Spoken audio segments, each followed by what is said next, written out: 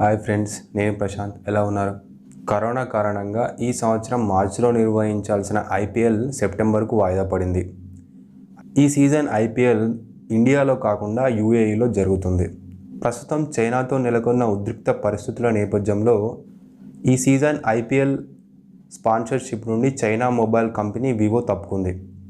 దీంతో కొత్త స్పాన్సర్షిప్ల కోసం బీసీసీఐ బిడ్లను ఆహ్వానించింది. ఈ బిడ్లలో ఎన్నో కంపెనీలు పోటీపడ్డ డ్రీమ్ 11 222 కోట్ల రూపాయలతో బిడ్ను తగ్గించుకుంది.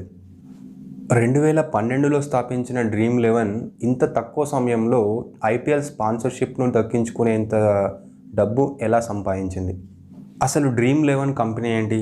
దానికి డబ్బులు ఎలా వస్తున్నాయి? డ్రీమ్ 11లో డబ్బులు మనం సంపాదించుకోవచ్చా? ఇలాంటి ఆసక్తికర విషయాలను మనం ఈ వీడియోలో చర్చించుకుందాం. Let get started. డ్రీమ్ 11 అనేది ప్రపంచంలో ఎక్కువ యూజర్స్ ఉన్న ఫ్యాంటసీ స్పోర్ట్స్ వెబ్సైట్. డ్రీమ్ 11లో మనకున్న క్రికెట్ పరిజ్ఞానాన్ని బట్టి 2 టీంల ఆటగాళ్లను కలిపి మనం ఒక సొంత టీంని ఎన్నుకోవచ్చు. ఒక టీం నుండి ఎక్కువ మొత్తంలో 7 ఆటగాళ్లను ఎన్నుకోవచ్చు. ఇలా 2 టీంల ఆటగాళ్లను కలిపి 11 మందిని మనం ఎన్నుకోవచ్చు. మనం ఎన్నుకున్న ఆటగాళ్లలో ఒకరిని కెప్టెన్ మరియు వైస్ కెప్టెన్గా సెలెక్ట్ చేసుకోవచ్చు. సో కెప్టెన్, వైస్ కెప్టెన్ అనేది సొంతంగా మన ఇష్ట ప్రకారం ఎన్నుకోవచ్చు. మనం సెలెక్ట్ చేసుకున్న కెప్టెన్, వైస్ కెప్టెన్లు బాగా ఆడితే మనకు ఎక్కువ పాయింట్స్ వస్తాయి. అలాగే మనం ఎన్నుకున్న ఆటగాళ్లను బట్టి మనకు పాయింట్స్ వస్తాయి. సో పాయింట్స్ని బట్టి మనం ఇందులో డబ్బులు గెలుచుకోవచ్చు. డ్రీమ్ 11 తన కంపెనీ ప్రమోషన్ కోసం చాలా డబ్బు ఖర్చు చేస్తుంది. సో టీవీలలో, వెబ్సైట్లలో కంపెనీ ప్రమోషన్కి సంబంధించిన యాడ్స్ ప్లే చేస్తుంది. మరి వాళ్ళు ఇంత డబ్బు ఎలా సంపాదించగలుగుతున్నారు? ఎగ్జాంపుల్కి మనం 3 lakhs ప్రైజ్ మనీలో పార్టిసిపేట్ అవ్వాలనుకుంటే 73 రూపీస్తో ఎంటర్ అవ్వాల్సి ఉంటుంది. అలా మొత్తం 5333 స్లాట్స్ ఉంటాయి. అంటే 73 × 5333 ఈక్వల్స్ టు 3,89,309. ఈ విధంగా డ్రీమ్ 11 3,89,309 కలెక్ట్ చేసి కేవలం 3 lakhs రూపీస్ మాత్రమే పార్టిసిపేట్కు పంచుతుంది. మిగిలిన అమౌంట్ 89,309 రూపీస్ని తన కమిషన్గా ఉంచుకుంటుంది. కేవలం 3 lakhs అమౌంటే కాకుండా ఎన్నో కేటగిరీలలో అమౌంట్ని కలెక్ట్ చేస్తుంది.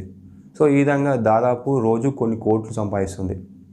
ఈ 3 lakhs అనేది కేవలం ఒక్కరికి మాత్రమే కాదు, పాయింట్స్ని బట్టి పార్టిసిపేట్స్ అందరికీ సమానంగా ఈ అమౌంట్ని పంచుతుంది.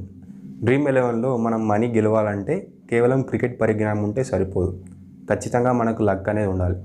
ఎందుకంటే 3 lakhs మనీలో మనం సెలెక్ట్ చేసిన ప్లేయర్స్ ఆడితేనే మనకు అమౌంట్ వస్తుంది.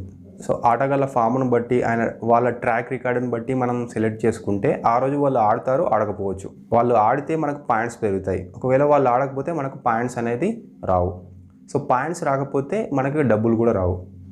సో ఇది కేవలం లక్ పైన డిపెండ్ అయి ఉంది. సో జస్ట్ లైక్ ఏ బెట్టింగ్ అనమాట. అలాగే ఇందులో పార్టిసిపేట్ చేసేవారు పెట్టిన అమౌంట్ డ్రీమ్ 11 పూర్తిగా ఇవ్వదు. సో తన కమిషన్ 20% తీసుకొని మిగిలిన అమౌంట్ కంటెస్టెంట్స్కి ఇస్తున్నాయి. సో దీన్ని బట్టి ఇది కేవలం మన యొక్క లక్ పైన డిపెండ్ అయి ఉంది. సో ఈ విధంగా డ్రీమ్ 11 రోజు కోట్ల బిజినెస్ చేస్తుంది. అలాగే లీగ్ మ్యాచ్లు అంటే ఐపీఎల్, వరల్డ్ కప్ లాంటి పెద్ద ఈవెంట్లలో ఈ అమౌంట్ అనేది చాలా చాలా ఎక్కువగా ఉంటుందన్నమాట.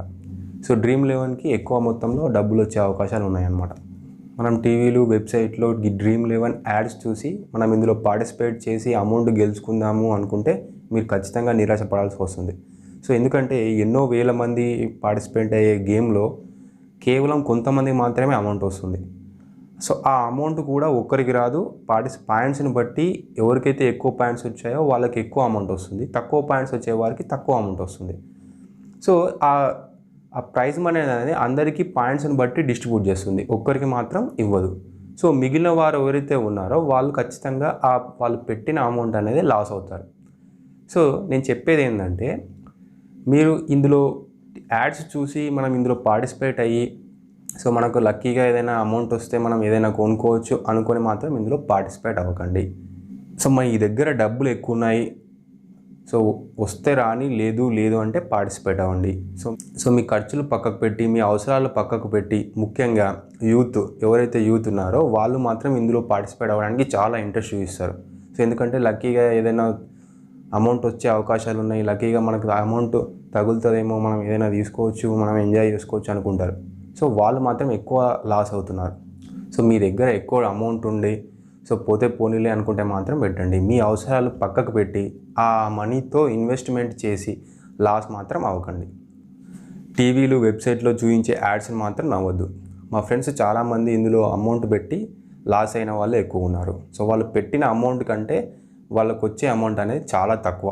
సో ఎవరో కొందరికి మాత్రమే ఎక్కువ అమౌంట్ వస్తుంది. అది కేవలం వాళ్ళ లక్ పైన డిపెండ్ అయి ఉంది.